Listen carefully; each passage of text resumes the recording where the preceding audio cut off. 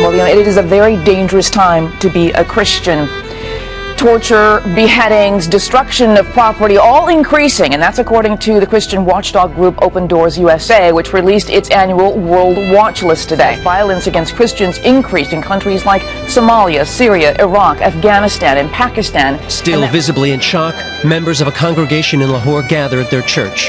Earlier in the day, Taliban bombers blew themselves up in front of two neighboring churches in parallel attacks.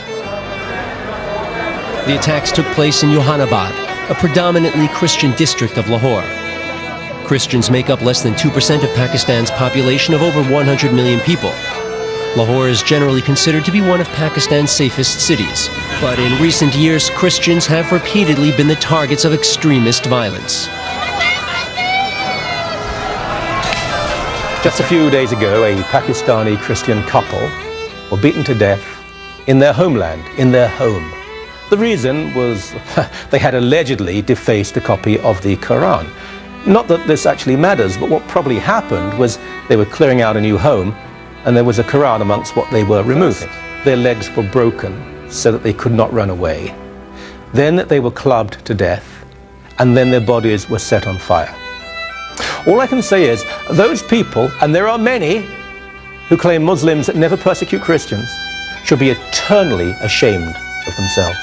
The grief and agony of two young girls who wait to see if the Pakistani government will execute their jailed mother. Whenever I see her picture, I cry, says 12-year-old Isham. This month, the Pakistani court sentenced Isham and Isha's mother, Asiya Bibi, to death. Not because she killed, injured, or stole, but simply because she said something. Court records show Asiya was sharing a bucket of drinking water with fellow workers, but when she dipped her cup, her fellow workers refused the water, saying it had been touched by a non-Muslim woman. At least 56 people were said to have died when two suicide bombers detonated their explosives at this church in the Pakistani city of Peshawar. The victims included a number of children. More than 600 parishioners were inside the church for a service on Sunday when the bombers struck. More than 100 people were reported to have been wounded in the explosions. The church is in a busy market area of Peshawar. Pakistan is one of the most dangerous countries in the world for minorities. The Pakistani Minister for Minorities, Shahbaz Bhatti, has been shot dead in the capital, Islamabad, today. Mr. Bhatti, a Christian, had been calling for changes to Pakistan's controversial blasphemy laws, which can impose the death penalty. The BBC's Pakistan correspondent, Ola Guerin, reports on the rising danger facing those who challenge Pakistan's religious laws. The car was hit by a hail of bullets and a government minister was shot dead in broad daylight. There are reports a note was found at the scene saying death was the punishment for blasphemy. Pakistan's Christians want better protection from attacks like this. More than 170 homes in a Christian neighbourhood in Lahore were set on fire at the weekend after a Muslim man accused a Christian of blasphemy. We have been destroyed. What wrong had we done? We had done nothing wrong.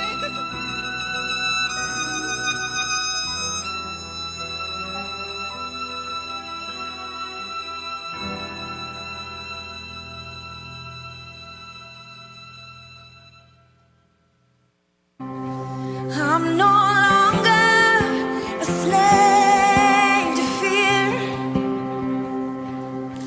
I am a child of God. No, I'm no longer a slave to fear. I am a child of God.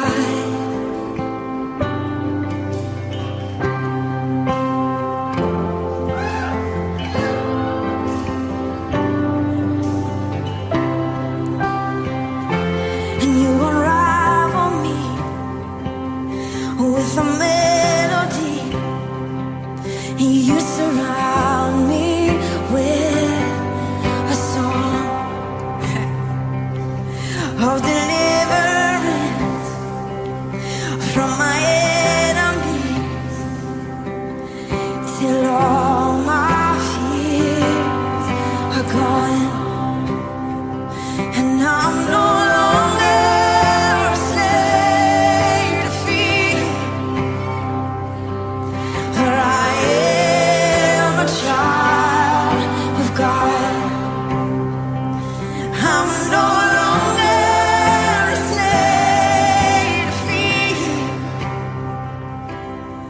I am.